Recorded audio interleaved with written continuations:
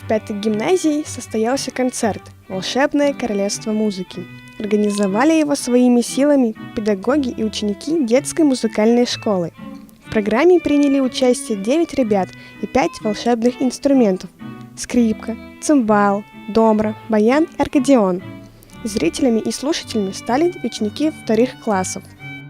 Ожидаем эмоционального отклика детей на произведение и на услышанную живую музыку. Вот это бы очень хотелось, чтобы в сердцах деток остался хоть какой-то отклик, именно потому что мы делаем это с любовью, и в это вложено очень много труда со стороны педагогов и со стороны тех же учеников, которые будут исполнять произведения. Поэтому нам бы очень хотелось, чтобы у слушателей, у юных, у наших остался эмоционально очень приятное впечатление.